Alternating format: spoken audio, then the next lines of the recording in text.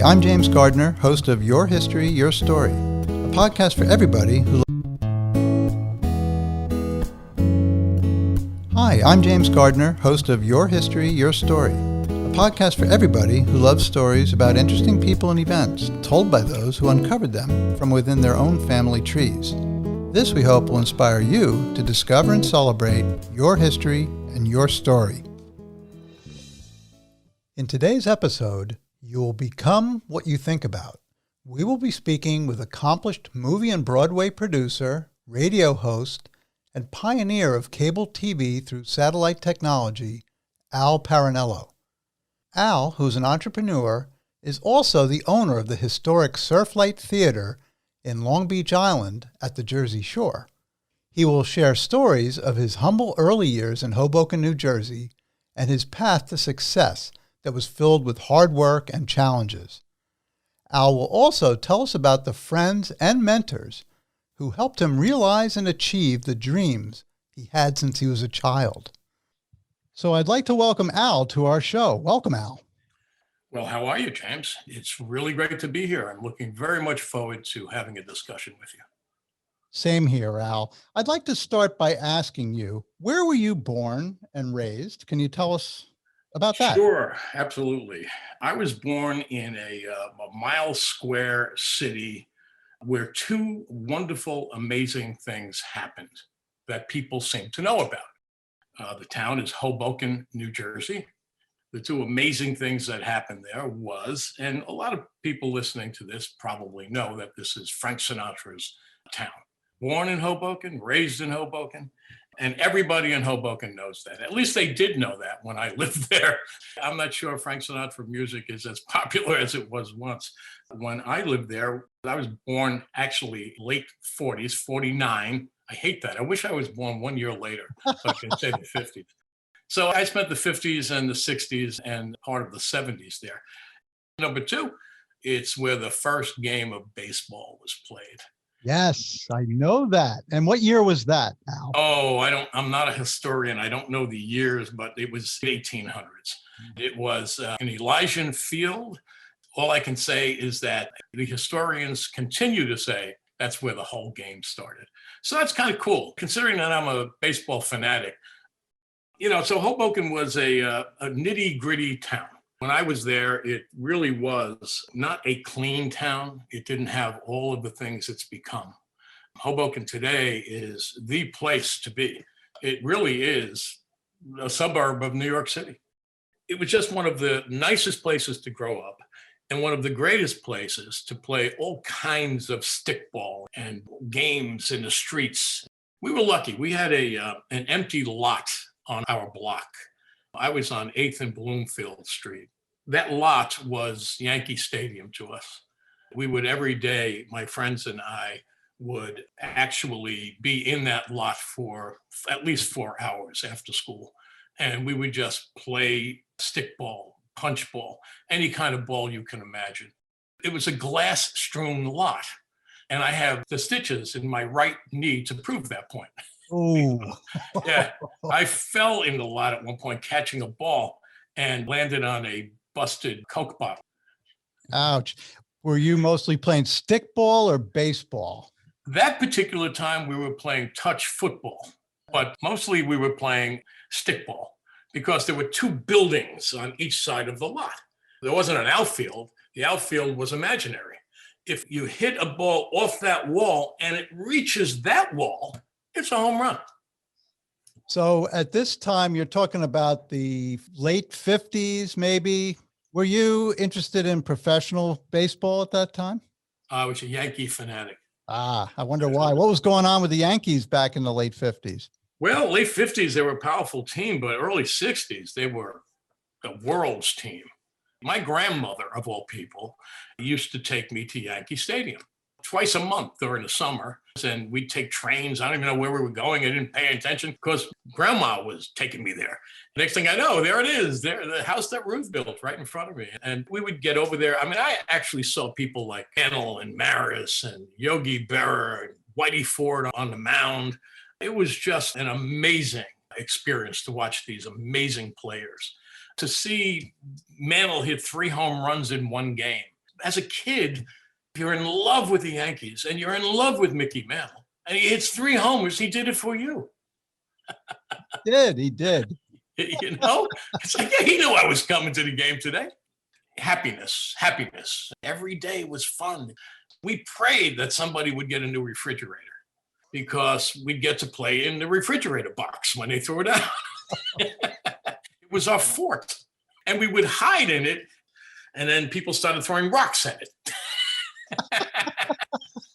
How much fun can you have with a piece of cardboard? A lot. A lot.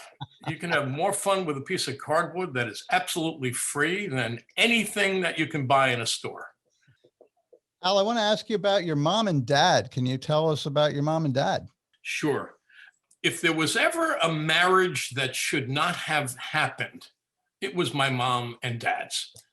They simply did not get along, and there are reasons for that. My mom actually was the daughter of alcoholic parents. My dad was a person who had no education, was an automobile mechanic by trade, but at night he was a boxer or a singer, and that was his life. He knew how to fix cars. But I remember my dad had this ability to take a wrench and listen to a motor and literally say, I know what the problem is, and then would fix the problem. To me, that was kind of cool. So he was really good at what he did. Oh, yeah. No, he was wonderful at it. What about his boxing career? Was he accomplished? Did he earn any money boxing? What weight class was he in? Do you know any of those things? No, I don't, because it really was something I never got involved in. But I know that he'd come home some nights very happy because he won a fight. That's all I remember.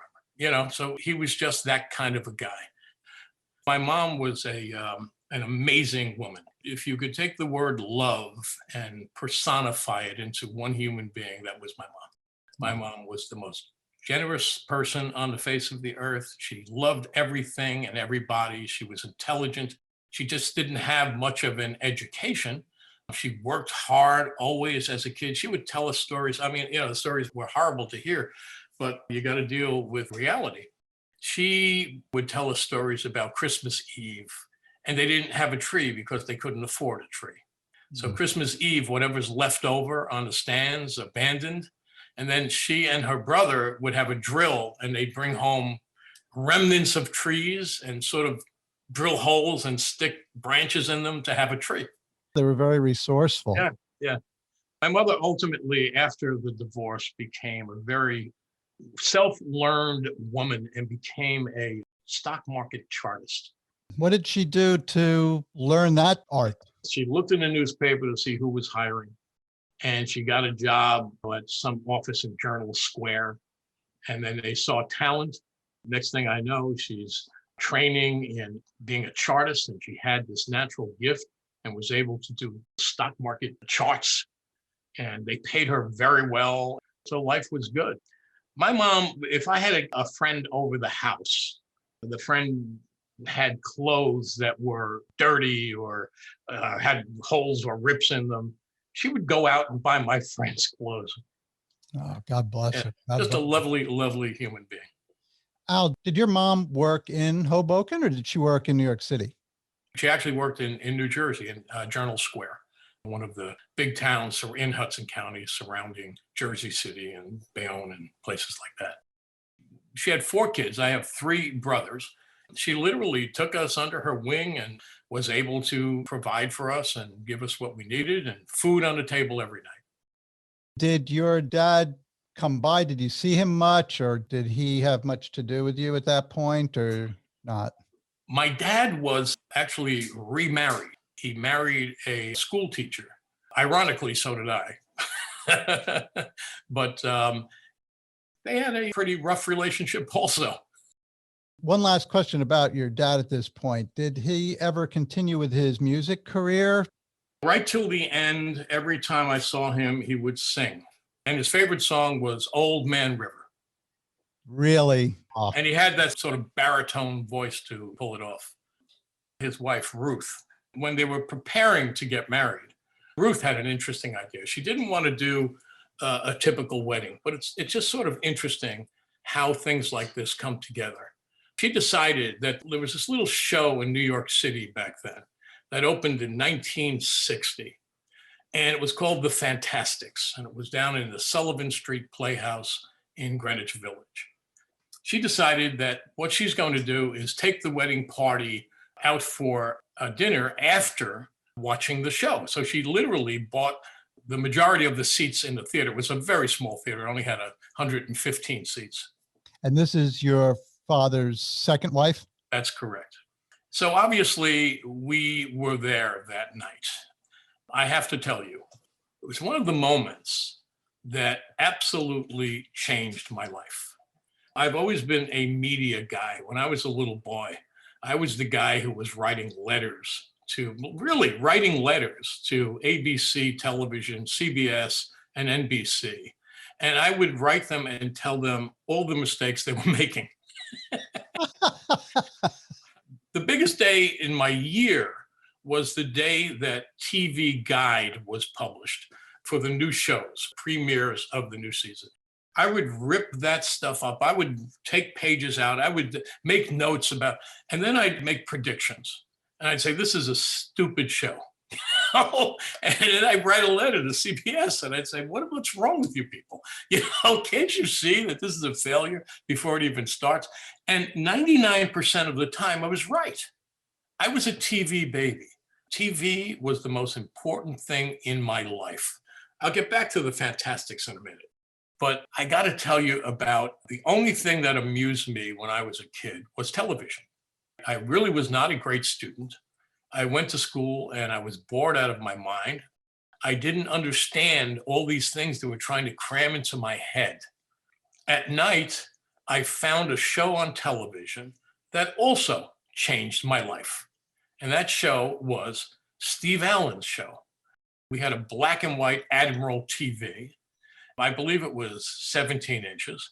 I would turn on the Steve Allen show at 11 o'clock at night, and I'd watch this man do crazy things. I'd just be laughing my head off. He was funny. He was a musician. He was amazing.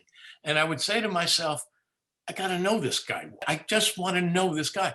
I have a sense of humor that I believe emanated from that experience. When I say these things changed my life, I'm not kidding. But as a TV kid, as a kid who was looking at the TV screen when I'm home all the time, when I wasn't playing baseball or punchball or something like that, this was just an amazing miracle in my life. That's something so entertaining. And all of my friends, no one even knew who Steve Allen was. I was the only guy interested, apparently. One thing I wanted to comment about TVs, I don't know if you remember, you probably do, the dread when all of a sudden the tubes would start to go on the TV set and the picture would start going like all wonky. And then it had to get picked up by the TV repairman and taken away. And there would be this empty spot in the living room. It was awful. It was a terrible thing in those days. I absolutely agree with you. And it was the antenna. Everything was over the air. Nothing was by cable. A little later in my life, I started reading about this thing that was coming up called cable TV. I started studying it as best I could. And I realized that, wow, this is going to change the world. Those problems you were seeing with the TV, horizontal and vertical and skewing left and right, I had a good feeling about ultimately what would become my career, cable TV. I want to go back to the Fantastics for a second. What I saw that night in that performance was something I will absolutely never forget. I watched a show that for a young man who has no girlfriend and really nothing more going on in my life except television, I saw television on stage. And I realized for the first time the importance of testosterone. Do tell. I realized I was getting feelings as I'm watching. By the way, it's a love story. If anyone listening to this has never seen The Fantastics, do so, because it is just one of the greatest shows ever put together. And it was assembled by a couple of guys, Tom Jones and Harvey Schmidt, who were trying to put this off-Broadway show together for 6 years. 6 years, they tormented themselves. and were just doing everything in their power to assemble a large show. They wanted to be Broadway producers. And after 6 years, they finally got their act together. They were trying to produce a show that was Western, that had stagecoaches on stage, and that had Indians and cowboys and horses and, all of that stuff. And they were writing beautiful music, but they just couldn't get their act together. And finally, out of desperation, they decided to just fold the tent and start all over again. But what they took from it was one song that they had created. And that song is called Try to Remember. Try to Remember has become the song from the Fantastics. It's a beautiful song. Try to remember the kind of September when life was that song. Yeah. It's about two fathers. One had a daughter and one had a son, and they lived next door to each other, and they wanted to get them together. And the way they did that was basically by keeping them away from each other. Oh, reverse psychology. Yeah, exactly. But the songs and the absolute beautiful words, the lyrics to these songs and the lyrics to the play itself just got me. I'm thinking to myself, oh my God, all of these things that they're saying, I'm experiencing in my life. Things like, without the hurt, the heart is hollow. And I realized that you need a little pain on occasion to say, hey, that hurts. Let me get away from here. Let me do something else. Who understands why spring is born out of winter's laboring pain, or why we all must die a bit before we can grow again?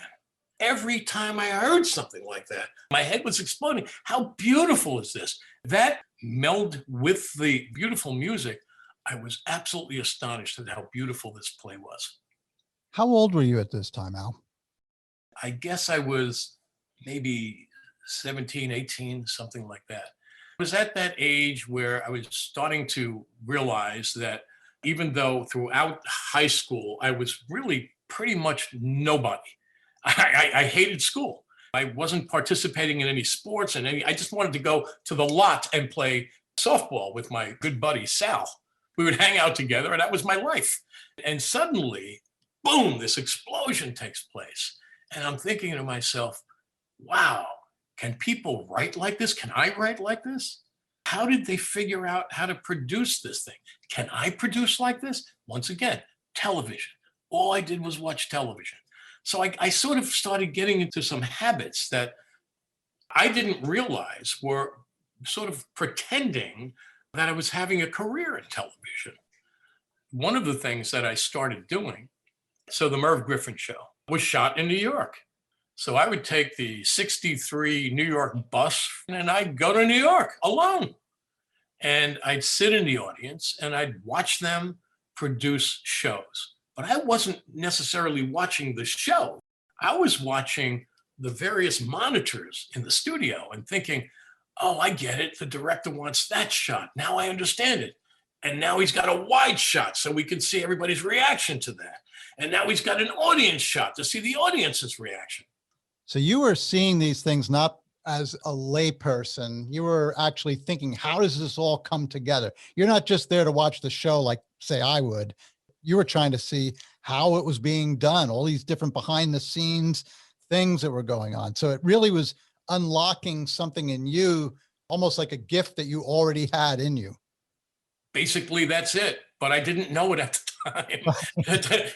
At the time, I have this concept in life that basically says, bounce off walls. Listen to yourself. Watch what you do. And then put it together and see that I never sat down and said, this is my plan. Let me do this. Let me then execute the plan. I created the plan by living it. It's something that has worked for me. I see so many people. Today, I'm on the foundation board of my college, the college I graduated from. And I talk to a lot of parents and they're like, I want my son to do this. I want my daughter to do this. And, you gotta think these things through and you got to put them on paper. I'm like, no, you really don't. You just go out and do what it is you want to do. That's the plan. Is it that you go for the experiences, and if you fail fast and try something different. If you succeed, you start to develop it. Is that the theory? Pretty much. You learn by doing. You actually do the thing you want to do. When I was sitting in that audience dozens of times at the Merv Griffin show, I realized how to produce a television show. I got it. I watched it. I didn't have to go to a classroom. I didn't have to take notes. And it really started me in my career. Although I was a young kid and I knew nothing, it was in my soul. One of the first dates I had with my wife was the Ed Sullivan Show. Ed Sullivan Show with Topo Gigio? You got it. Oh, my favorite. I remember that as a kid. It's kind of funny because it was literally, I think it was like a third date or something. And I got tickets. And I'm like, oh, because that was a tough show to get tickets for. And the funny thing is, I don't even remember who was on the show that night. You know what I remember? I remember Ed, during a commercial, was screaming at some kids. He called them youngsters. I'll never forget it. And he's like, you youngsters, sit down, sit down. That's my memory of that night. I don't have any idea who was on it. It didn't matter to me. But once again, I studied it. And the Ed Sullivan Theater now is owned by CBS, and it's where David Letterman was there for years. That was his theater. And now there's others. I even got into Johnny Carson's show when he was in New York. And I met somebody along the way, but I was aggressive about this stuff. And the next thing I know, I get a phone call. If you want to come to the Carson show, here's what you got to do, The Tonight Show. And I had to go, I had to meet the guy, and he took me into the control room. I sat in the control room watching Johnny Carson. And that night, Ed McMahon actually did a potato chip commercial. When he came into the control room, when it was over, he handed me the bag, and I still have the bag. Get out of town. Really? Yeah, With the chips in them still, or what? No, I ate the chips. I'm not as dumb as I look. So this is how it started for me. It's how my media career started. It started at the Fantastics, and the Fantastics comes back into my life as we weave through this interesting stuff.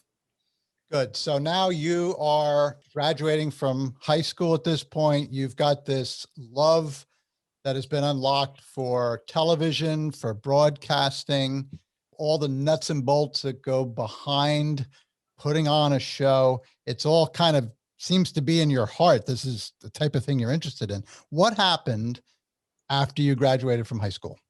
Well, I didn't feel prepared for college. So I worked for 3 years before I went to college. But when I say I worked for 3 years, I had a lot of fun. I had a friend back in Hoboken, great guy, was still in touch. His name is Dennis McMullen. Dennis and I decided we both wanted to be producers. Was sitting around one day and we said, coffee houses were the big thing back then. Coffee houses were in Greenwich Village, they were in New York City, they were everywhere. And colleges had coffee houses. But I wasn't in college, Dennis was. We started thinking about maybe we can do a coffee house. We knew nothing about business. We knew nothing about financing. We knew nothing about anything except production because we were self-taught. So we went to a local church that happened to have had an empty storefront on the biggest street in Hoboken on Washington Street. We just went in and talked to the pastor. And we said, we're two guys from town and we play musical instruments and we think we can put a coffee house together. And we're looking at that empty storefront and wondering if you have any use for it, or would you be interested in having us do this with you or for you? And he was like, amazing. He said, you know what? What do you have in mind? I said, well, we have a whole bunch of great musicians. We hang with them all the time. We have parties and we love each other. And we're really good at what we do. And we can put on shows. We'll do it like every Friday, Saturday night. And then we'll serve coffee to anybody who wants a cup of coffee. And maybe we'll have some cakes and things like that. But that's it. That's all we'll do. This is a hangout, a good place to get kids off the street, and we'll all have fun. We like this idea. Let's do it. It was just that simple. Now, you didn't tell me that you had some musical talent. What instruments did you play? I was the least talented of all my friends. If you bear with me, I can demonstrate. Would you like that? I would love it.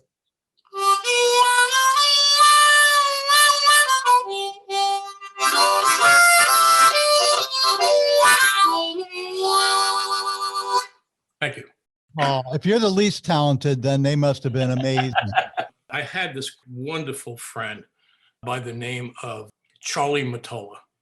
Charlie was literally the most beautiful human being. He was talented. He virtually played every instrument. He had a great voice, but he had that one thing that most musicians don't have. He had the ability to write music. He wrote songs. They were amazingly beautiful. Oh, and he also had a wonderful sense of humor.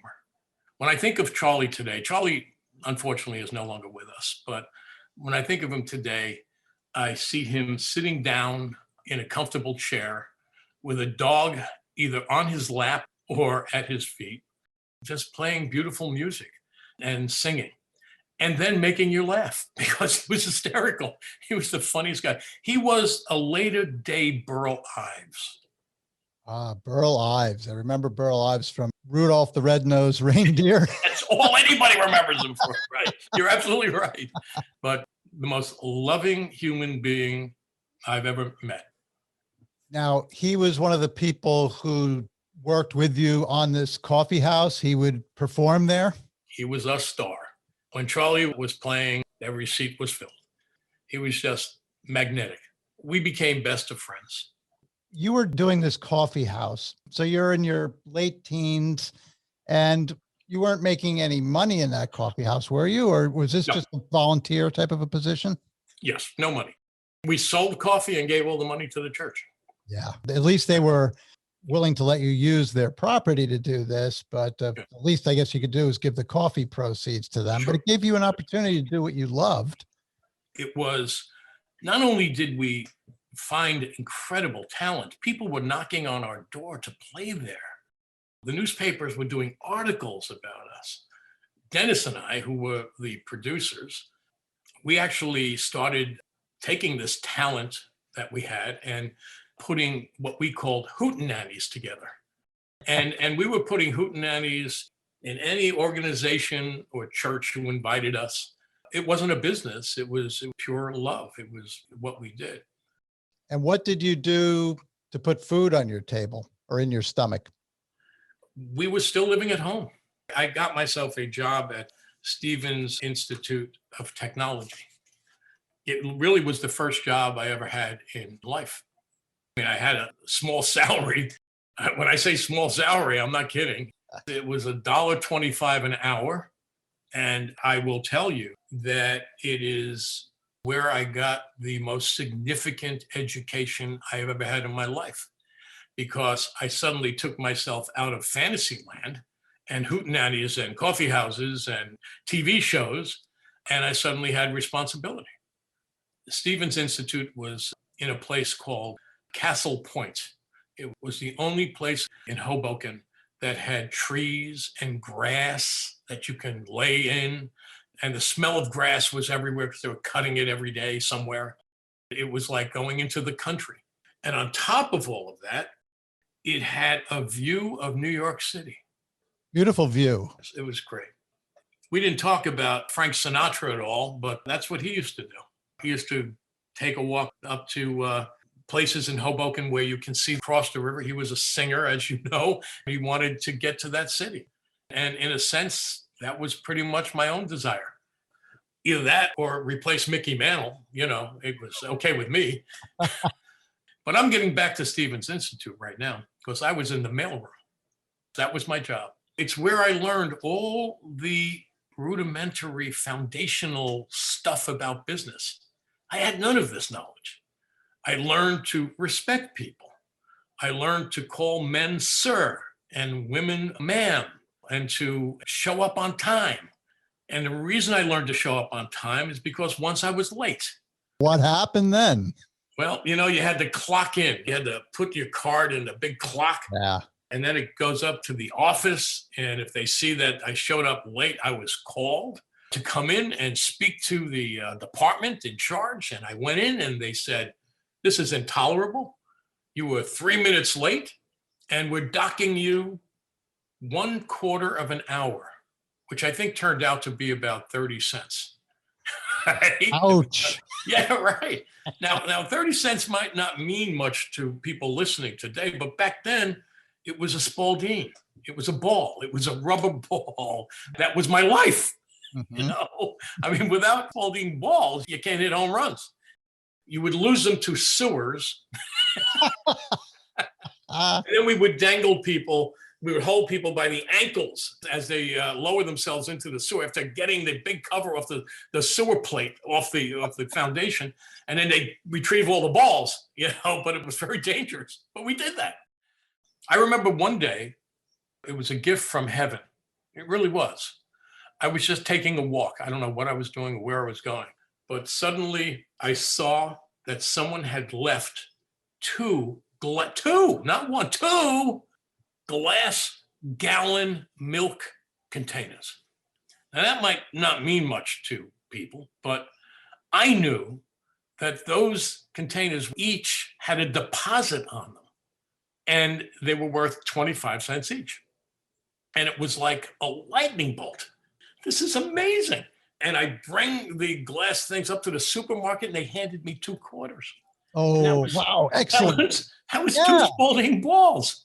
This was like winning the lottery. It just didn't happen. But there it was. Isn't that something? I'm sitting here, 71 years old, and I remember that prize like it was yesterday. It was an opportunity and you seized it. Something like that. Yeah. Or that, or you could have been held up by your heels again down in the sewer to see if you can find any down there. Here you are. You're saying that after high school for about 3 years, you were working in the mailroom at Stevens. Mhm. You were producing these coffee house shows. What happened next? Well, what happened next in terms of importance in my life was one day a lovely woman walked into the coffee house. And I remember, now I have to give you a backstory. I've been dating a girl for a couple of years. I really envisioned that girl, I'm going to call her Linda because she might be hearing this. So Linda and I were together for a couple of years. And one day out of nowhere, she said to me, I think we should probably split up. Where did this come from? Not even a hint. And I remember feeling that everything was taken from me, that every plan that I was beginning to put together in my mind was gone. But this is one of the great principles that I've learned in life, because when Anita walked in the door that day, I looked at her and I said, my God, she's really cute and I want to go over and meet her.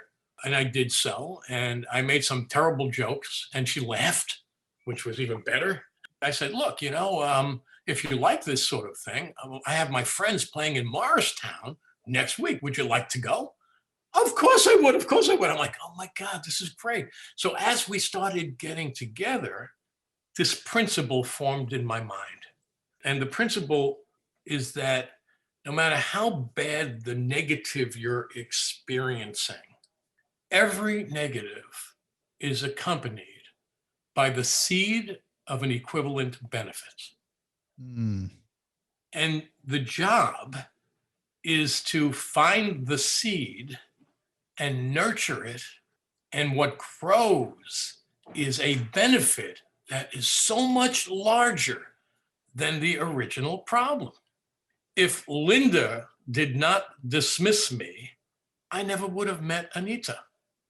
And Anita is your wife of how many years, Al? Do I have to tell you this? Please do. Please We're do. going on 48. Congratulations. That's wonderful. Isn't that great? And our love just keeps growing, and we just respect each other and love each other. And we have a beautiful daughter, Dana, and 2 beautiful granddaughters. And, it's a love fest. It really is. And I just couldn't be happier. But there it is. Every negative is accompanied by the seed of an equivalent benefit. That is a great experience and a lesson that you learned, I guess, at that time, and also subsequent things that happened in your life. So let's talk about how and why did you leave Hoboken to go to school in another state? What happened was I was floundering. I was doing well. I had this crazy job that were paying me $1.25 an hour. I had these other jobs I was doing that was paying me nothing. And the one thing that was developing was my mind. It took me 3 years to realize this. By the way, I was promoted to the chemistry department, and I was the general manager of the stockroom for all the chemicals and was killed myself in that thing. But that's a whole other story. But the bottom line is that I wasn't interested in it. I just was not interested in it. I would have conversations with all the students about television. That's all I was doing. I was talking about television and the growth of television and cable revolution and the coming satellite revolution and all these things.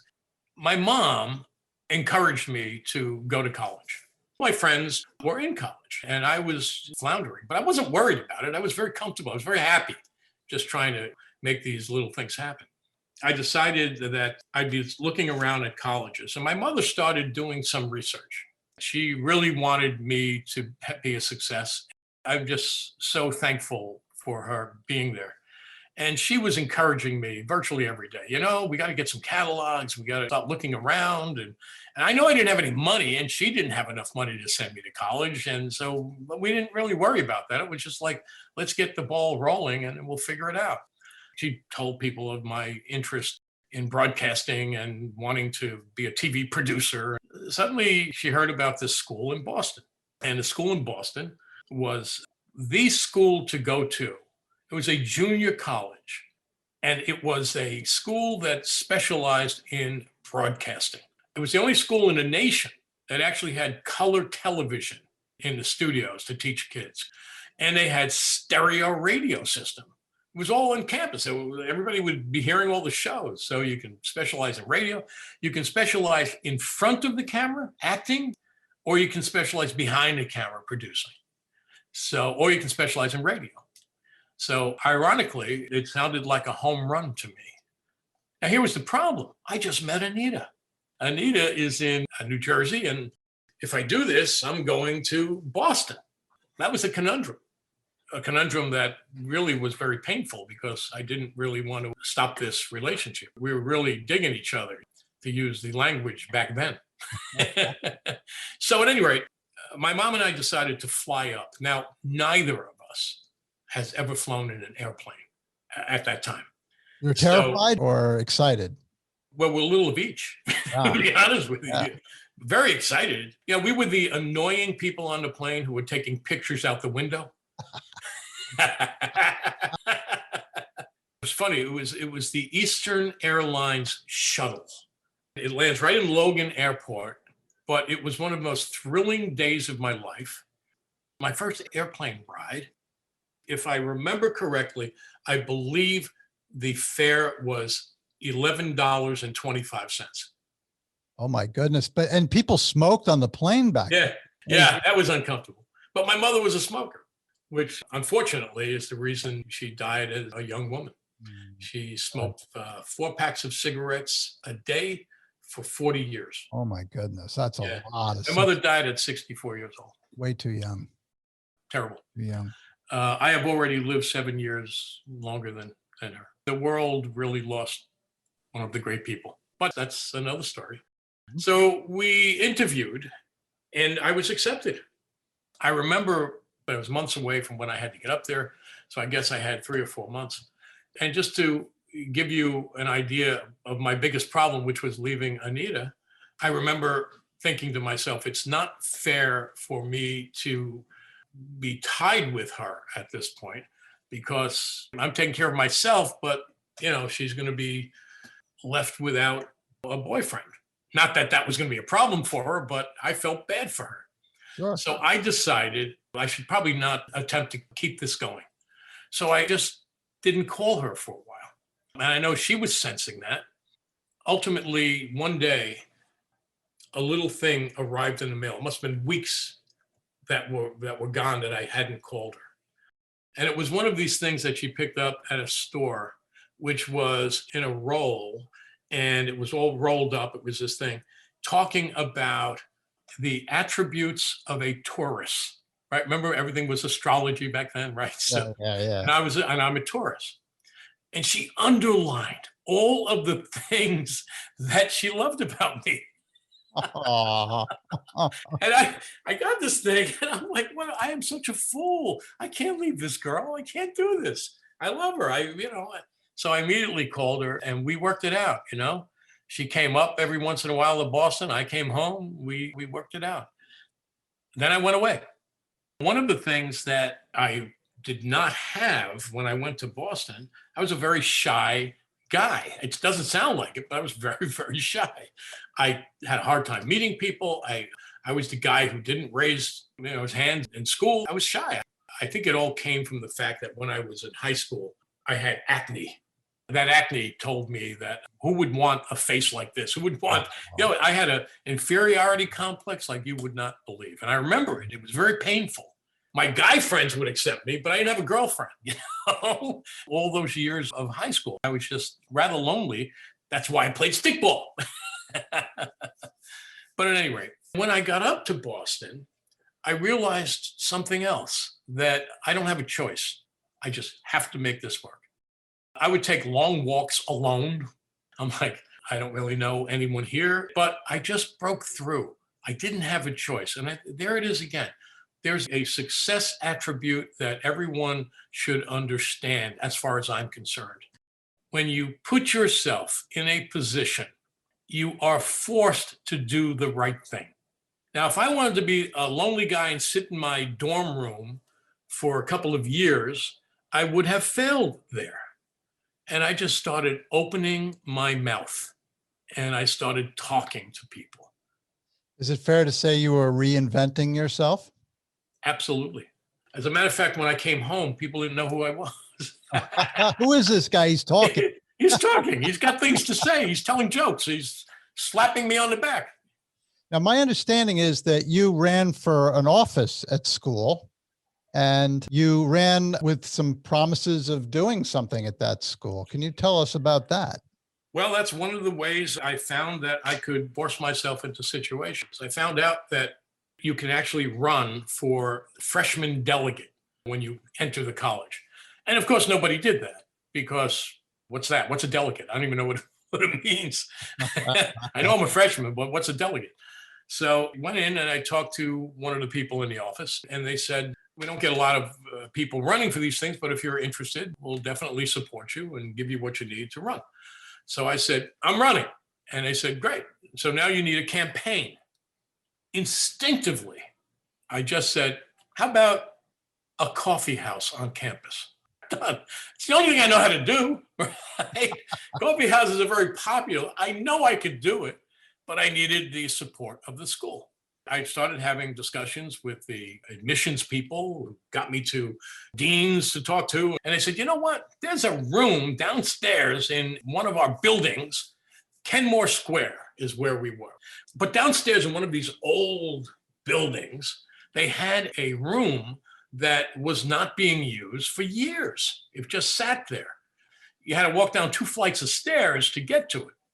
So they said, will this do? I said, you're kidding me. This is great. So they gave me a budget and I bought all the things I knew we needed. And I had a little stage that was already set up. And I thought that's where the musicians will play. I also knew a little about lighting because I put together a light box for the Hoboken Coffee House. And I was the lighting director as well as everything else. So I knew how to do that. And the school was supporting it. It became a gigantic hit on campus. It just became the place to hang out. It was just a lot of fun and something interesting happened. Yes. Did you win the office? Oh, I forgot to tell you that. Yes, I'm sorry. So you've been doing this coffee house now and you're taking courses. I'm assuming you were enjoying the courses you were taking. You were learning some things. Who did you get to perform in your coffee house? I started taking ads in local newspapers that this new coffee house is opening and you come in and audition. We're looking for musicians primarily, but we'll listen to anybody and anyone. But one day, a guy walks in. He was a student at the school. I hadn't met him before. He comes in, he says, apparently you're the person I need to talk to if I want to perform here. And I said, yeah, that's correct. What's your name? And he said, Andy. Andy what? He said, Andy Kaufman. The Andy Kaufman. Correct. Andy was a guy like me. He's just there for the experience, but he wanted to be in front of the camera. He wanted to be an actor. He wanted to be a song and dance man. That's what he called himself. Everybody calls him a comedian, but he really was never a comedian, although he was a comedian and did some very strange things. For our younger listeners who may not know who Andy Kaufman was, can you give us a brief snippet about who is this Andy Kaufman who you met? Andy was, I'm going to use the word comedian, who broke all of the rules of comedy. So what Andy did was the unusual. He basically did things that were never done before on stage. He liked to annoy the audience. And he didn't care how much he annoyed the audience. For instance, Andy would go on stage very slowly, bring all of his equipment on stage, and then take out a mirror and shave. That's unusual. Yes. And people be waiting to see where the comedy is. The comedy happens automatically because people are like, what's going on here? That's all he's going to do is shave, and he totally ignores the audience. He actually doesn't act. Back then, he was never hired to do comedy. He was doing birthday parties for children. I said, Andy, you really don't appear to be very funny. And I was trying to be honest with him.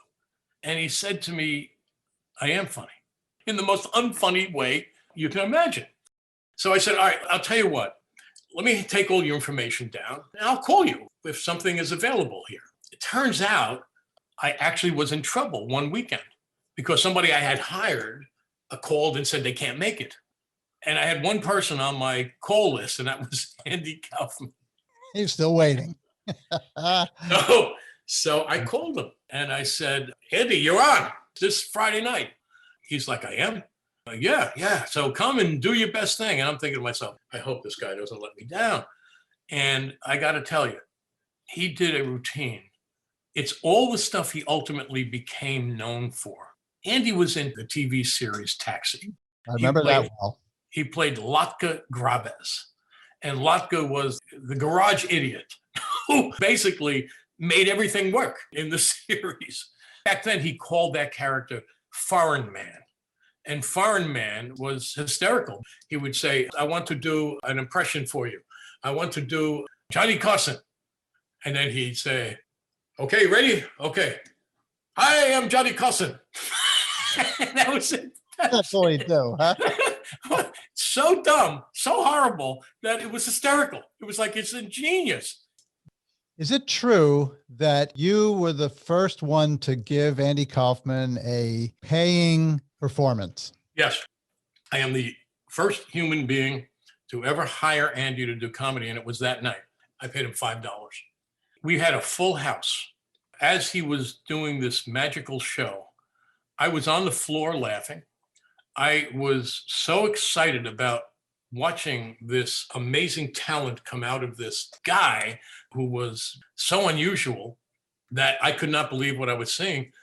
And then he ends the show by, after going through all the stuff that ultimately made him famous later on. He did Mighty Mouse, which was hysterical. I mean, they couldn't believe the ingenuity of this man.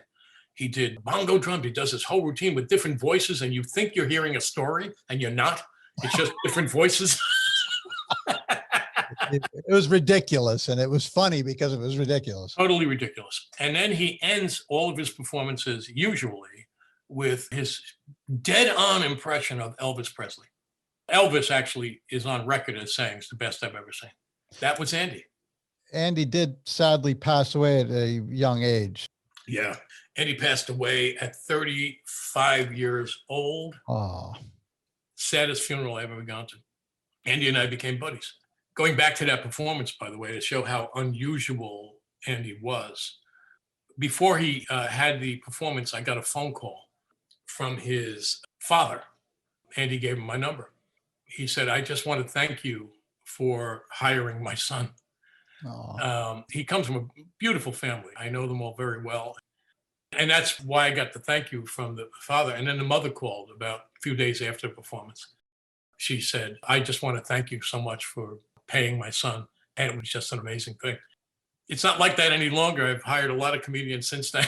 Nobody thanks me. And I pay them a heck of a lot more than $5. I'm just thinking about $5 could buy a lot of Spalding baseball. Oh, man. So, Al, I know you came back to Hoboken after you were done with school up in Massachusetts. Why did you come back? Did you come back to continue your education, or did you come back to work, to be with Anita again? Tell us. Yeah, well, what happened is after by the way, I should tell you one other thing about being at Graham Junior College. We got to choose whatever we want to produce for television. And I produced a rendition of The Fantastics. So at any rate, after Graham, I had my 2-year degree and a lot of knowledge and a personality. And a girl to come back to. I came back and she was in school and she was getting her teaching degree. So I decided I now have to go on and get a BA degree so I could become somewhat interested in getting a job. People may want to actually hire me. I applied to Jersey City State College and they just started a media program. Perfect. And it was called Media Ecology. So I signed up and I had 2 years to go. You know, please understand, I was just a student. I knew nothing about anything and a great desire to get into one of the television networks and to do something. And one day I was walking on campus and there was this little house and I was walking by and I see this shingle hanging and it said, jobs and careers. And I'm thinking to myself, I want to marry this girl. I want to get into television. I need all the help I can get. So I walked in. Lady at the desk basically said, can I help you? And I said, yeah, I saw the shingle hanging outside. What does that mean, jobs and careers? Do you actually help students get jobs and careers? And from another room, I hear a guy yell out, send him in. That's all he said. The guy was the guy who ran the careers department. Basically, they were not accustomed to a lot of students coming in looking for jobs. Who needs a job? I'm in college. Who needs a job, right? Exactly. And it's funny because that was the only thing I was interested in. I had no interest in taking dry courses. I just wanted to qualify so that I can get out there. Do what you love. Do what you felt that you were called to do. Absolutely.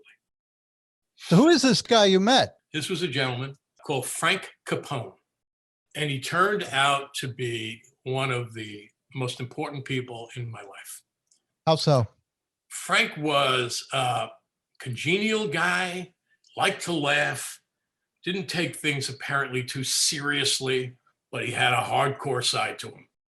He said, what do you want to do with your life? I said, it's very simple. I can answer it in one sentence. I want to work for one of the 3 major television networks. There weren't any cable networks. That was it. It was 3 major networks and a couple of independent stations, right? So I said, that's what I want to do. And he said to me the following words: if you work with me, if you allow me to work with you, I guarantee you that you will get a job at one of the 3 major television networks. Whoa. You're like, seriously? You hear me? I mean, it was the most incredible thing anyone has ever said to me before. And I said, Frank, how could you make me that promise? He said, well, I'll do it if you work with me, if you actually work with me. I want to teach you what you need to know in order for you to be hired. I don't want you just to go in on interviews. I want you to be hired. And I was just amazed by this guy, but I don't know that I believed him. It was like, who is this guy? Is he just lying to me? How could he make this statement?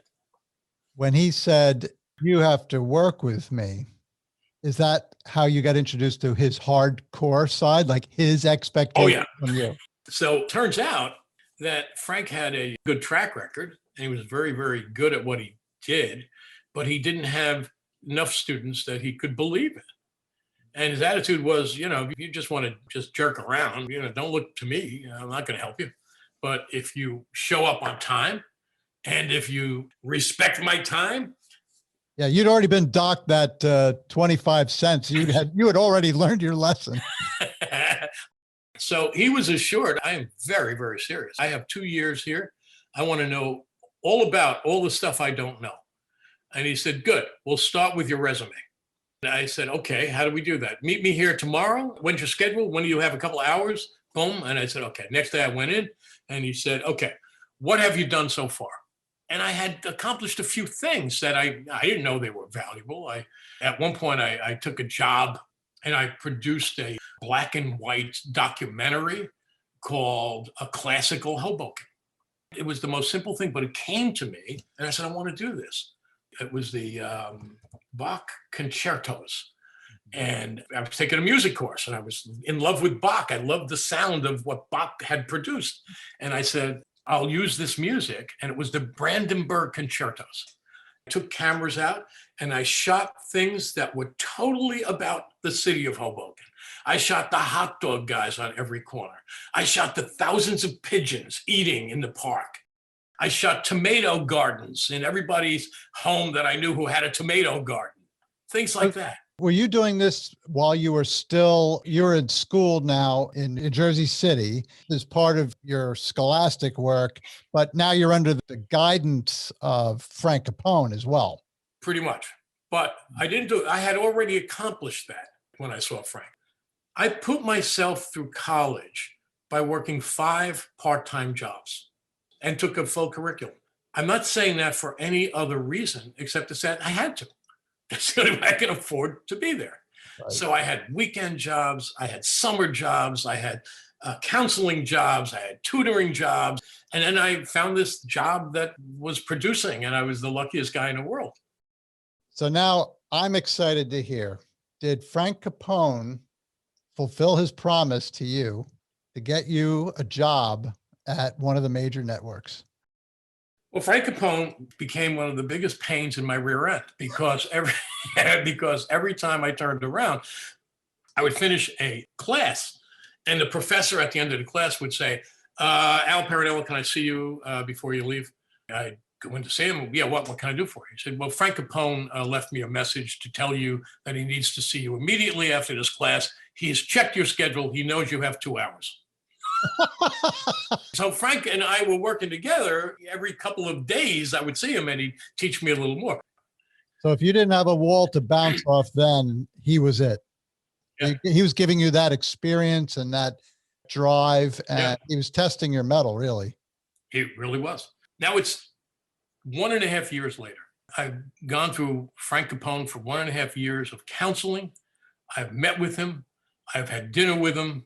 I've become friends with him, and I've learned a tremendous amount of stuff, and I actually have a resume. He assembled all of the things I did. One of the other things I did, a friend of mine, this guy by the name of Jay Campbell. Jay is my blood brother. Jay and I had a little business together. We produced shows. We produced some of the earliest cable television shows. We did tons of things together, and we've become very good personal friends. Met at that college. That's why this college is so important to me. So Jay Campbell and I actually, when I was at Graham, I met a guy who turned out to be one of the really great producers in television. His name is Bert DeBrow. Bert produces talk shows, television talk shows. But what Bert did at that stage of his life is he was touring around with Buffalo Bob Smith from the Howdy Doody show. The Buffalo Bob? Yes. I put a deal together with Bert to bring Buffalo Bob Smith and his show to New Jersey City University, Jersey City State College back then. Buffalo Bob and Jay and I produced that show on campus. And it was the first real show I ever produced where people paid money for tickets. And it was a hit. Buffalo Bob was going all over the country because college kids watched him every week. So I brought him to Jersey City. And he did a fabulous, he's a concert pianist. He did piano, he told stories, he had sound effects, he had films of the show. It was fabulous. But how do I get an audience filled for that show? Part of the career as a producer is to understand marketing. So what I did is I put a film together with all this stuff that Buffalo Bob sent me. And I went to the AV department, the audio video department of the school, and I borrowed every day. I made it a job, an unpaid job. And I wheeled this television set and the entire console into the lunchroom of the college. And I played that tape every day for at least a month, telling people. I had signs, buy tickets here. I sold the place out. Oh, yeah. The marketing side is huge. That's huge, right? It's everything. I always consider myself a marketing person first. If you can't sell your show, your concept, no one's coming to the show. Jay Campbell and I produced that. Very, very proud of that. So what happened, it's a year and a half now that I've done all of these things, put together a resume. Frank Capone's coaching me constantly. He was my mentor. He cared about me. And that came through. He wasn't just doing this in his spare time. I don't ever remember him saying, Al, I'm busy. I can't talk to you. He was investing in you. Yeah, it was just a great thing. Now, Anita and I had become engaged. All I needed was a job. And Frank calls me one day. Al, it's Frank. Are you sitting down? I said, yes, I happen to be sitting down, Frank. What's going on? He said, I just got off the phone with a gentleman who is the chairman of the board of ABC Television. His name is Elton Rule. And you have an interview next week. Oh, were you glad you were sitting down? Yes. I said, are you kidding me? He said, no. He said, I called him. He's got you lined up for a job interview. And I said, well, doing what? Doing what? I don't know. I said, does it matter? I said, no, it's getting the foot in the door. Sure. So I went in for the interview. Not only did I get the job, but I won it over like hundreds of people.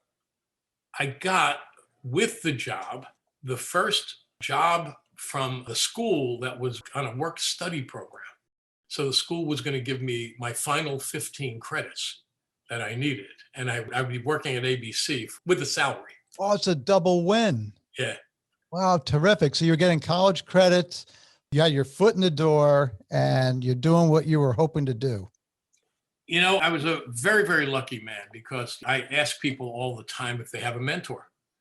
And I usually get, what's a mentor? Turns out that this particular mentor meant absolutely everything to me. It was the beginning of my career.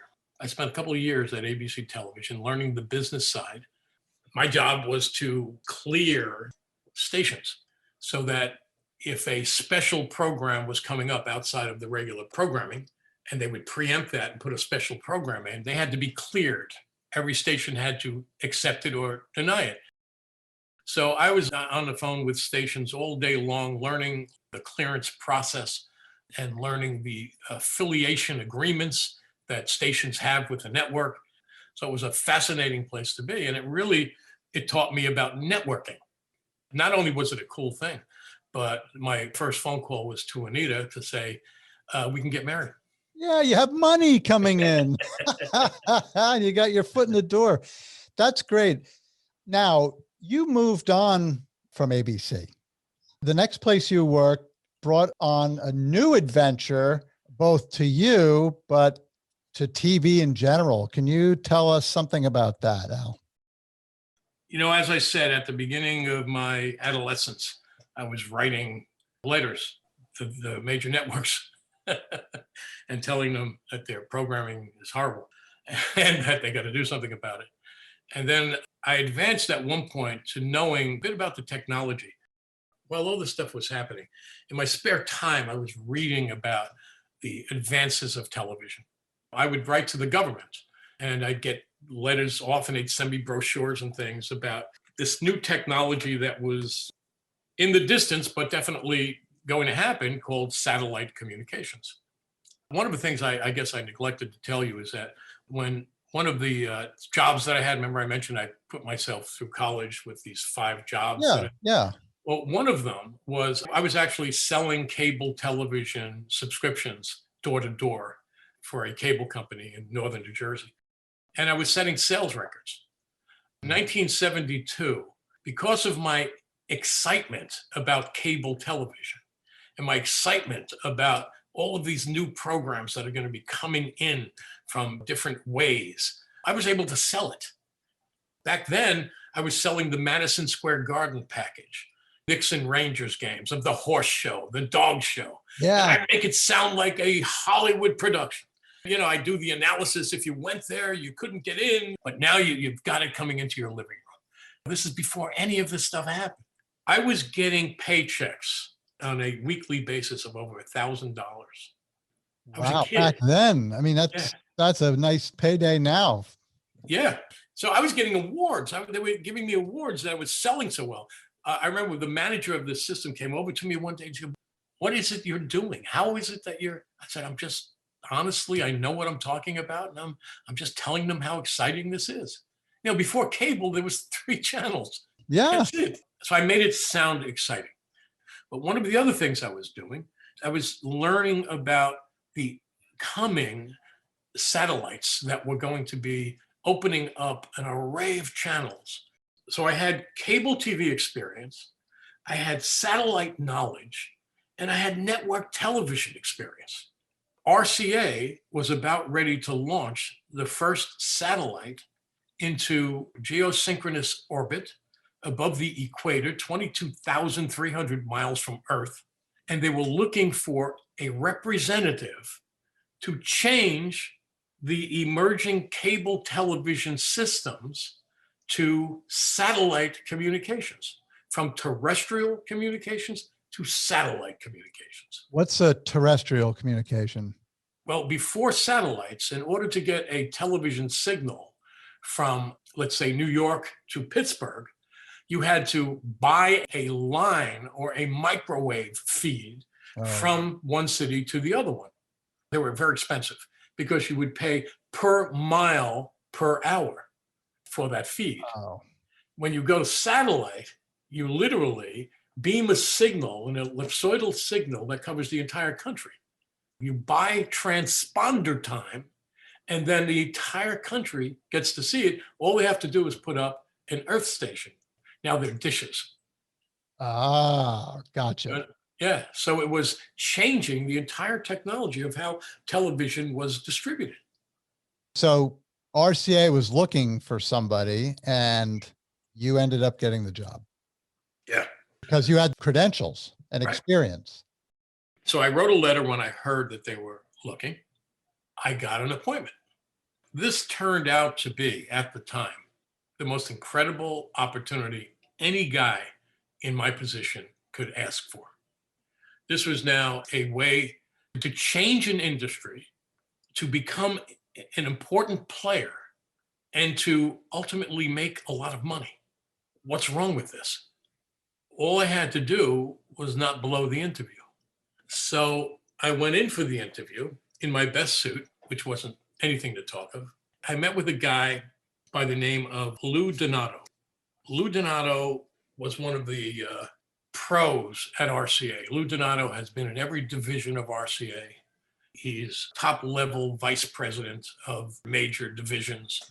And now he was put in charge of the new satellite that is yet to have been launched. He needs a team. And I thought to myself, this is just an amazing opportunity. I can't even believe that I'm having this interview. So I'm having the interview and we're getting along just fine. I really liked the guy. He was a real gentleman. Sure. And we're talking about, I gave him all of my information about what I've done, and he wanted to know more about cable. And I had all that knowledge.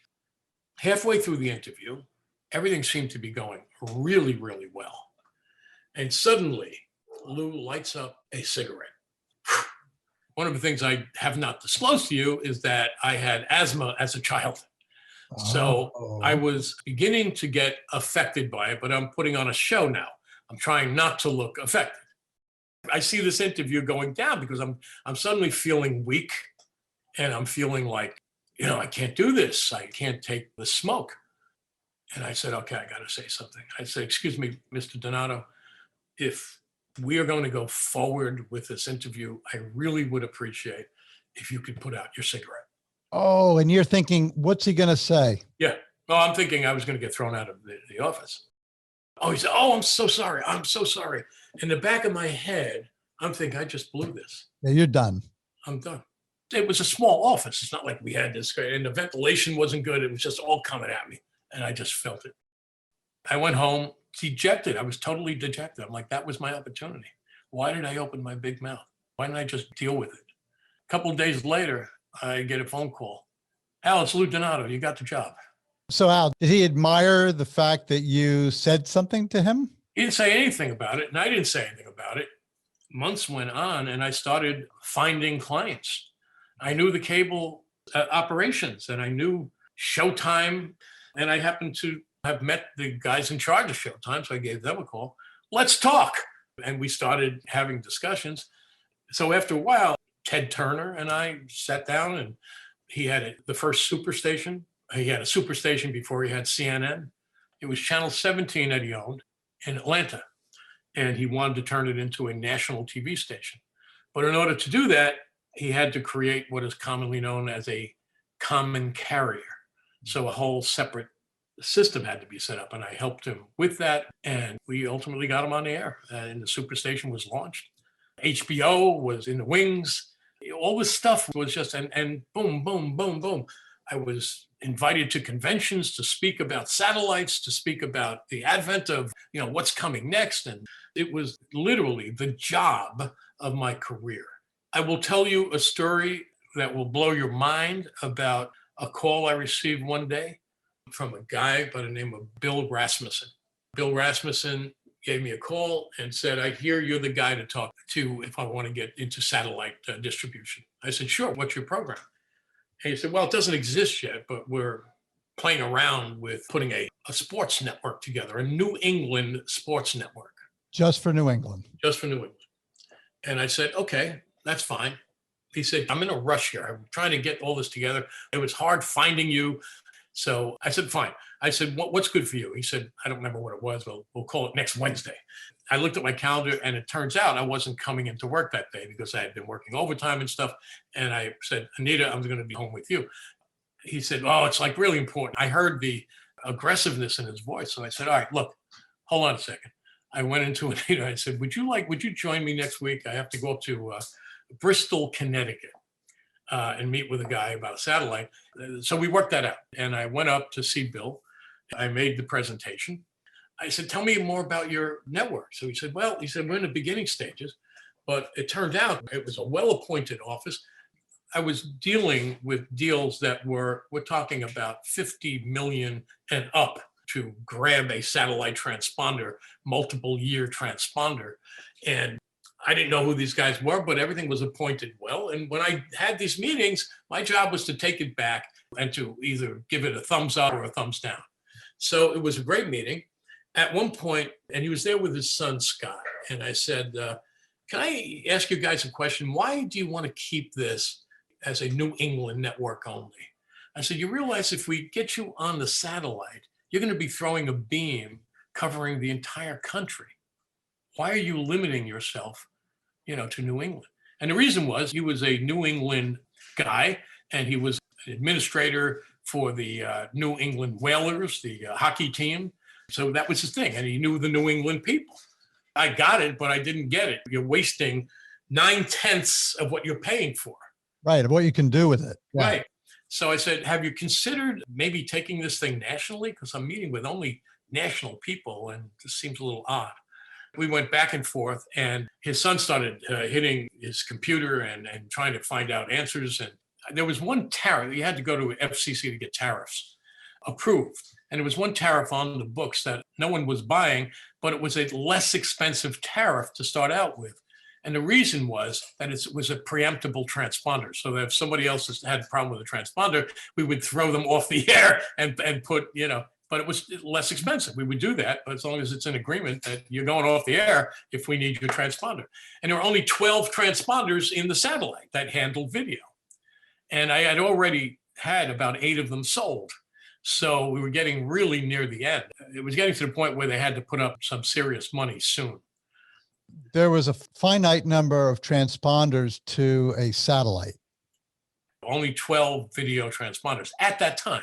Today, you can get hundreds of video signals on a transponder.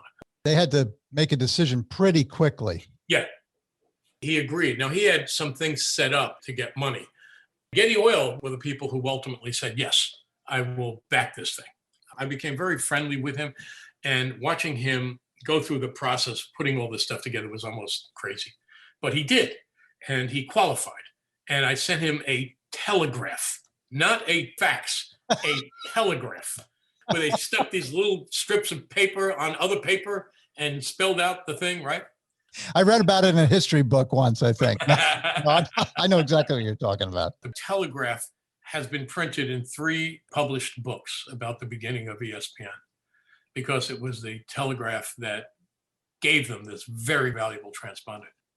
I learned after the fact, and this is the story that I think is so sensational, that when I went up there to visit the Rasmussens, they didn't have 2 nickels to rub together.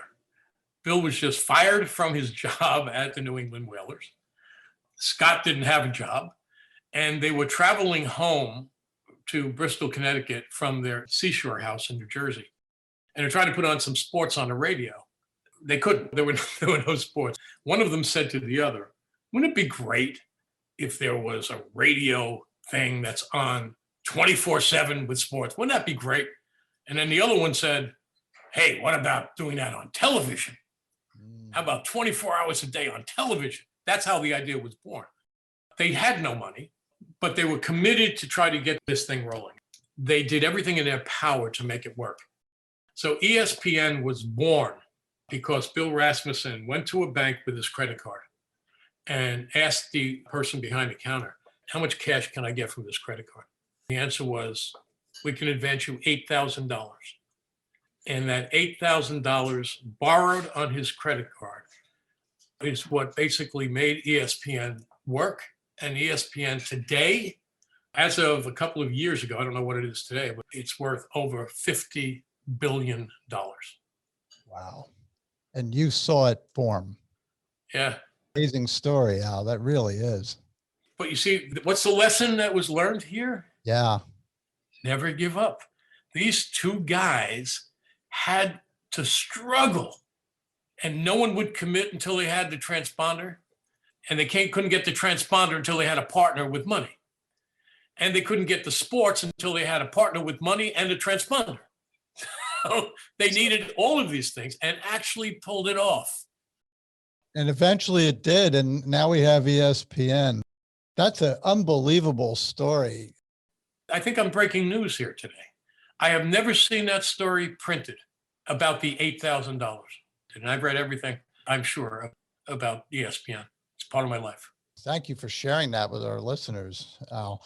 I wanted to talk about what happened next after you left RCA. You got into radio. Can you tell us something about that? Sure. I mentioned Jay Campbell before, my buddy. Yes.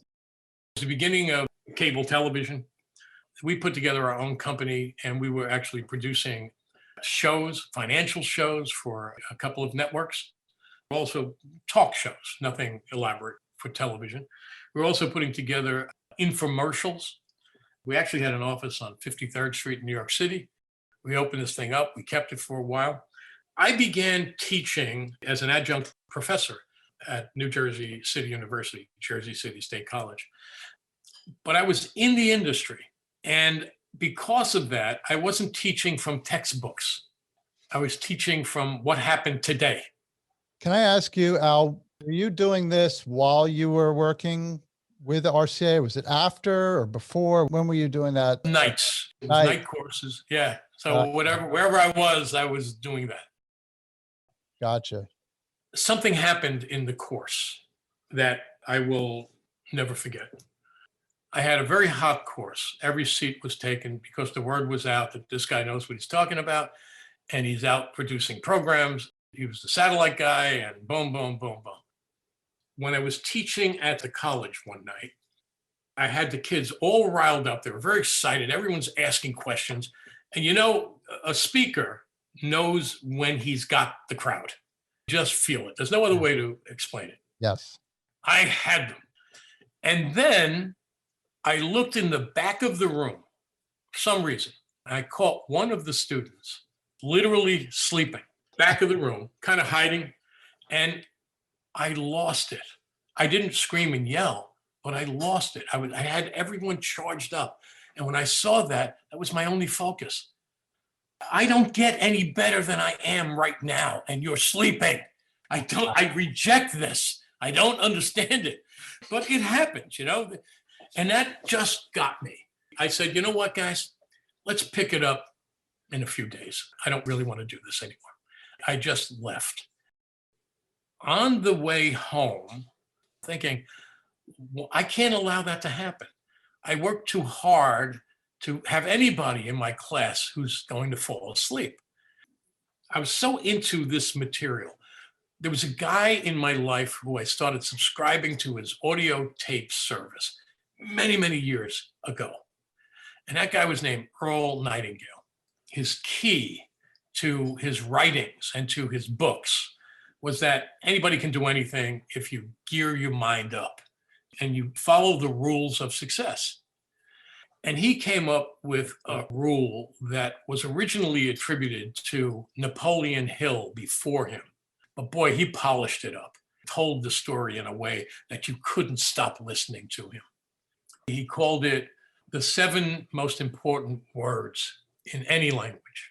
If you could just master these 7 words and make these 7 words the most important 7 words in your life, you will find the secret to anything you want in life. I have always applied those words.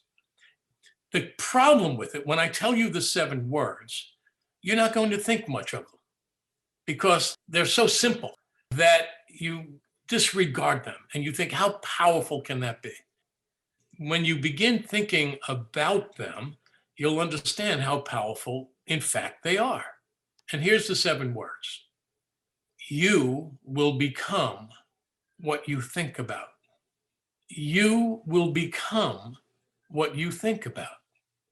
If you look around you right now in your room, as you're listening to this, whatever you see, somebody has created that thing, whatever it is. It could be the television in front of you, it could be the rug, it could be the lamp, it could be the paper clip on your desk. It doesn't matter. It was invented twice, once in somebody's mind and then in reality. So I carried that with me. And all of these things I've talked about so far, that has been the reason why I did what I did or accomplished what I've accomplished. It's not magic. You train your mind to think about your next step. You train your mind to see it.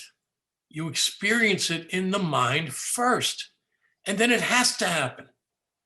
And I got to say that in my own life and my experience with other people sometime is when you're thinking about negative things or thinking about something being somebody else's fault other than your own or things like that, you can become cynical, you can become pessimistic, you can become ineffective, you can lose relationships. But when you're thinking about things that are productive, and whether you're mentoring somebody, you're influencing somebody, you're creating a business or a product or a really good relationship, it's because you're thinking about it. That's right. There it is. Yeah. It's powerful. It's so true. I thank Earl Nightingale for that incredible lesson. Now let me take you back to me walking to the car. Yes. After. So I'm walking to the car and I'm thinking, what form can I take this information? I'm talking about the success information, the stuff that I always put into my classes.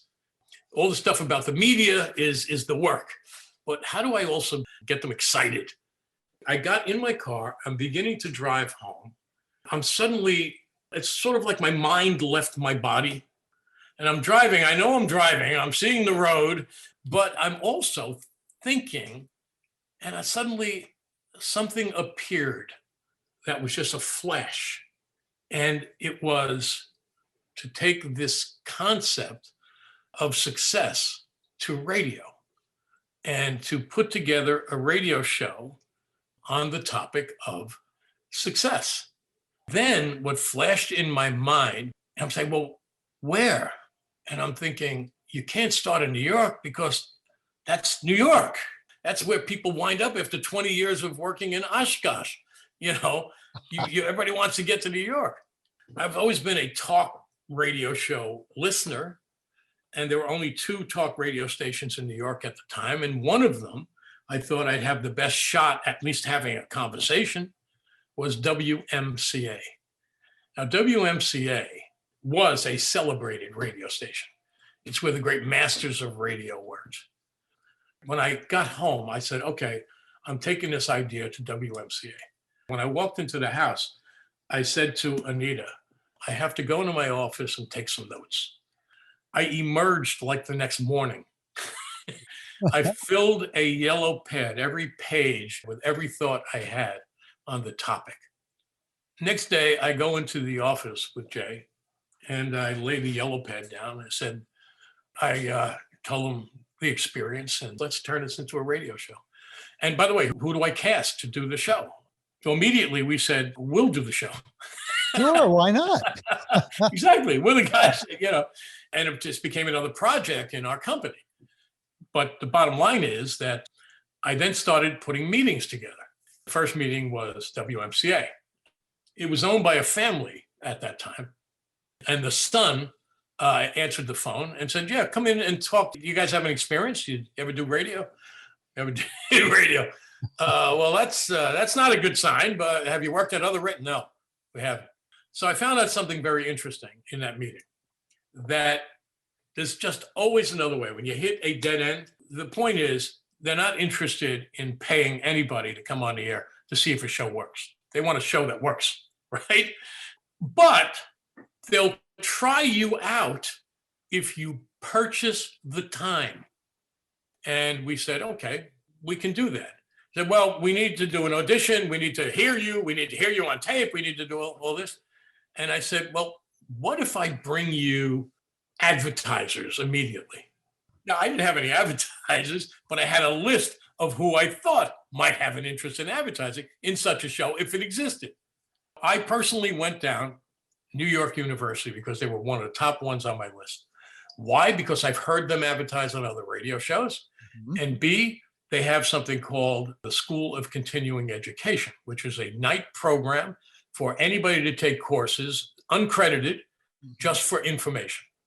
So I went in, I sat down with a woman who basically said, well, you have to have a show. You don't have a show. So I said, knowing full well that if I get this account, I'll have a show, right? I walked out of that office with a multiple $1,000 agreement that if such a show existed, they would advertise.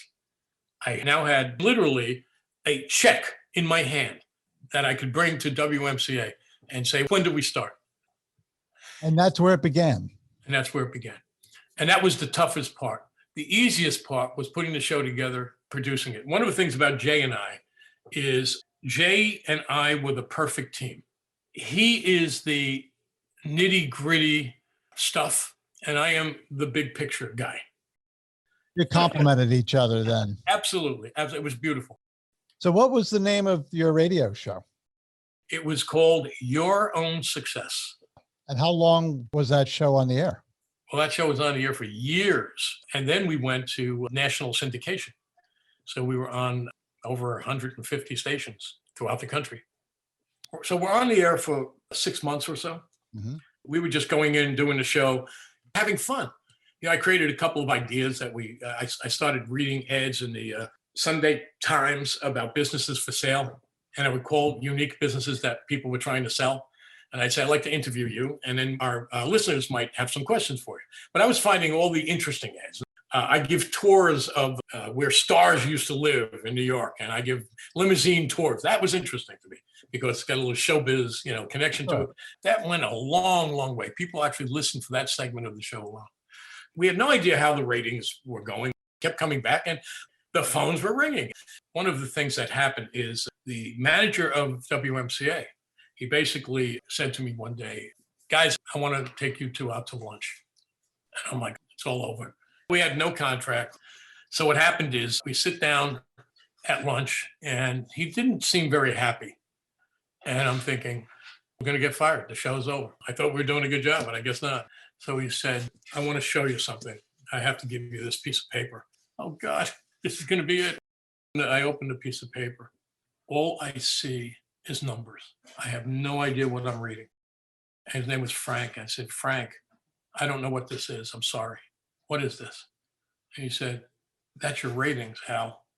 You are the highest rated show on WMCA on weekends. And beginning right now, you don't pay us, we pay you. Really? Isn't that amazing? What a nice surprise, huh? One thing that happened on the show as we were making things happen, it was a home run. I had connections with every publisher in New York, everybody writing a book about success or something about success. We had astronauts on the show, actors on the show, famous people, even novelists wanted to come on the show. But finally, one day, I got a call from a publicist. She said, Al, I have a guest I'd like to pitch. So I said, great. She said, he's a motivational speaker. He's written many books. He's got a new book coming out. He would love to pitch it on your show. I said, great. What's his name? I know a lot of these people. His name is Earl Nightingale. Oh, gee. Your man. Wow. I said, this show wouldn't exist if it weren't for Earl Nightingale. It had come all around. The cycle is complete in the most perfect way imaginable. Wow, that's really something else. And obviously you had him on the show. He came on the show. It was the greatest show I think we've ever done. He was alive. He was so with it. He said, I hear that you listen to my, yeah, Earl, you are my life. I've been listening to you and everything you've ever published. Unfortunately, I lost my control. I was slobbering over the guy. But I just really wanted him to know how this show would not exist if it weren't for you. I just thought about it and thought about it and thought about it. And I became what I thought about. Earl, thank you. That's another person that's really impacted your life. Yeah. I want to transition to some other adventures that you got into with the movies and plays. Can you tell us how that transition happened? Yeah. I have this theory that everything becomes everything else. If I didn't teach the course, I wouldn't have had any of these things. Because when you think about it, teaching that course led me to the radio show. The radio show led me to want to buy a radio station. The radio station led me to some incredible people, one of which was Iris Dart. So what happened is Iris was coming out with, it was going to be a movie, but first it was going to be a Broadway play. It was called The People in the Picture. She was looking for producers. Although I've never produced a Broadway play, I had produced many plays when I had the radio station, and I produced plays in Atlantic City. So I had my fingers in the industry, but I never produced a Broadway show. As it turns out, she gave the rights to another person to produce it, and she said, go see her. And I did. That was Tracy Aaron, and Tracy and I got together. We hit it off beautifully, and we co-produced the Broadway show. Donna Murphy, who was a two-time Grammy winner, actually won a nomination for her performance in that as well. So we have one Broadway musical in the credit column. And then I did a movie called Clear Blue Tuesday that I executive produced. I had hired Elizabeth Lucas to direct one of the shows that I did in Atlantic City. She came up with the idea and called me and asked if I would executive produce that. And I said yes, and we put this movie together. We hired Broadway singers, dancers, and actors and songwriters. And we asked them each to write a song, give you the general concept of the movie that we have in mind. And if you write a song, that song will be in this movie. And it will be a union-run movie. It's a real movie. The thing was a heck of a success. It won all kinds of awards, nationally and internationally. What we wanted to do is put a movie together about 9/11 that gave a very positive impression.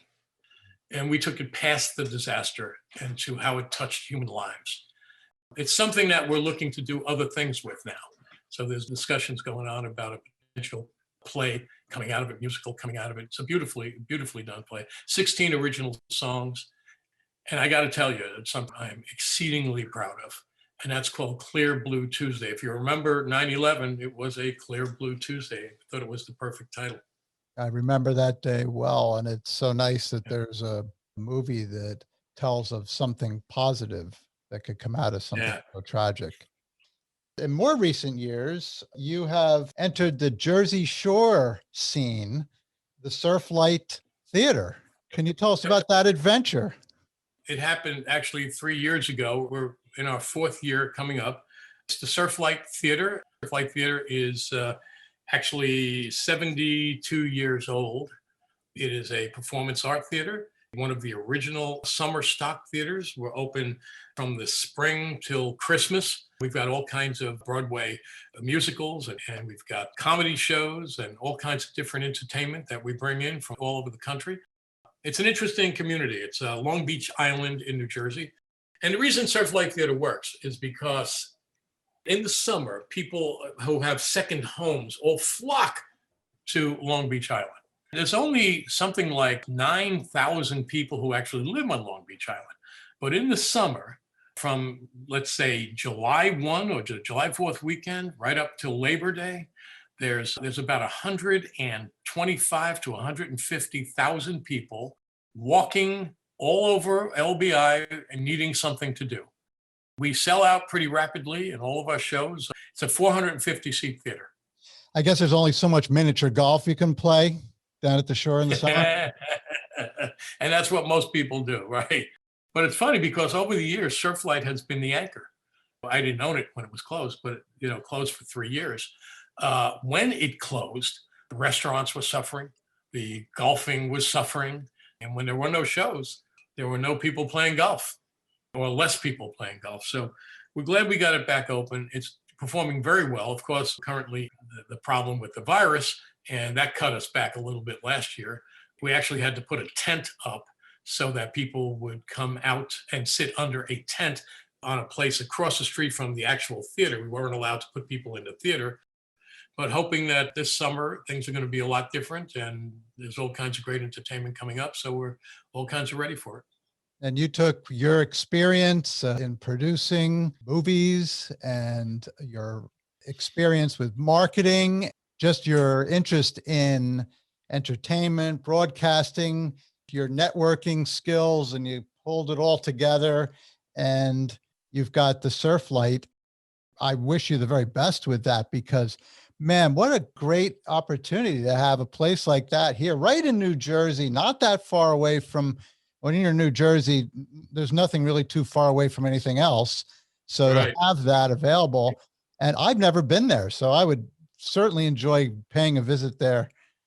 Take a look at surflight.org and you'll see what we got coming up this summer. You and Kelly are my guest for a show. We'd love to have you. Thank you very much. I want to wrap up this interview by asking you, how's life for you now, Al? Life could not be better. I seem to develop ideas every day. I get to put them into action on occasion. I'm a happy man. I'm a real happy man.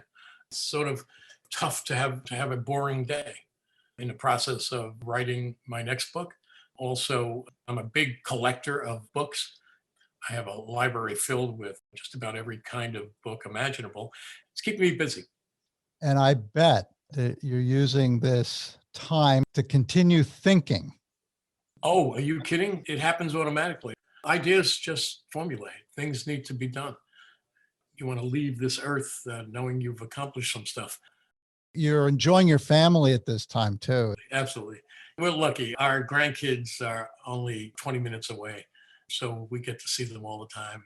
So we're one big happy family. It's all cool. It's all very cool.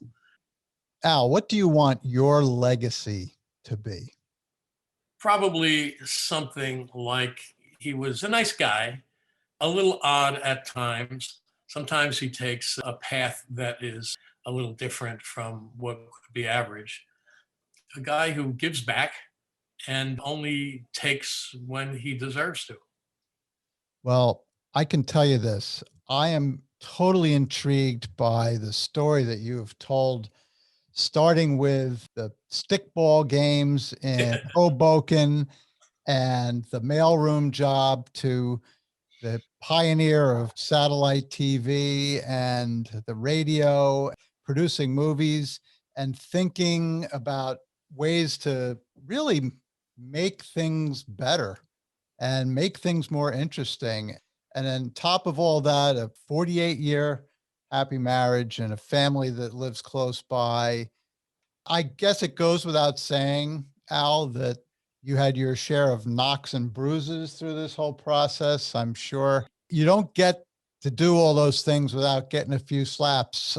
But man, you're an inspiration to me, and I'm sure to a lot of our listeners who maybe are afraid to step out and do things and start bouncing off some of those walls. You got to bounce off walls. I feel sometimes very sorry for people who leave jobs too early because they're not satisfied. When you leave the walls that are there, you can't bounce off them later. So I've spent my career bouncing off walls, and it worked. It's another good opportunity in life to check out. Bounce off walls. I totally agree with it. You have learned so much from your mentors and from people who've impacted your life. You remember their names. You remember when it happened. You remember what they said. You remember profound quotes. Can't tell you how happy I am we've done this and to get to know you, Al. Well, thank you, James. I feel the same way. You're a brother. You know, what you're doing is wonderful.